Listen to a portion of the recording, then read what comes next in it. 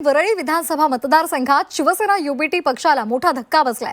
आदित्य ठाकरे यांच्या बालेकिल्ल्यामध्ये 6 पैकी 4 प्रभागांमध्ये पक्षाच्या बंडखोरांनी अपक्ष म्हणून उमेदवारी अर्ज दाखल केलेत आणि यामुळे मुंबई महानगरपालिका निवडणुकीमध्ये शिवसेना युबीटी आणि मनसे पुढे आव्हान उभं राहिलेलं आहे।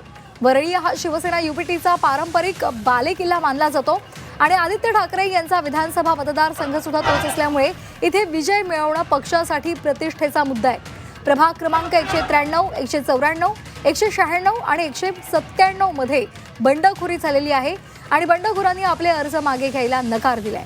हे बहुतांश जुने पक्ष कार्यकर्ते आहेत। पक्षानं नेत्यांच्या कुटुंबियांना प्राधान्य दिल्यामुळे आरोपांमुळे तसे जे आरोप होतात त्यामुळे ही बंडखोरी सध्या उफाळून आली आहे।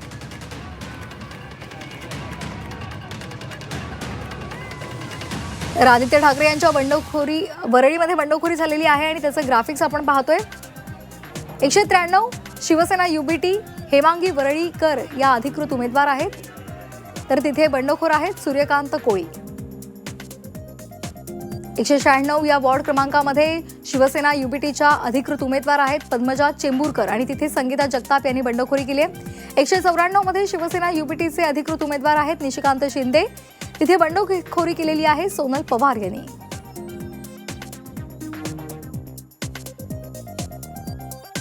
तर 197 मध्ये मनसेच्या रचना साळवी या अधिकृत उमेदवार आहेत आणि तिथे मनसेच्याच श्रावणी देसाई यांनी बंडखोरी केली आहे।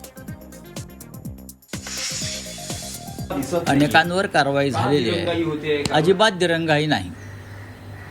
दिरंगाई कशाला होईल? खास करून वरळीमध्ये अजूनही परवा आम्ही कारवाई केली नाही, एक यादी आली, अजून एक यादी येईल, होणार।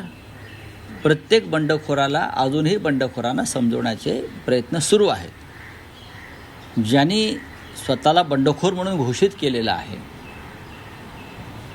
ते सर्व शिवसेनेचे कडवट निष्ठावंत कार्यकर्ते आहेत।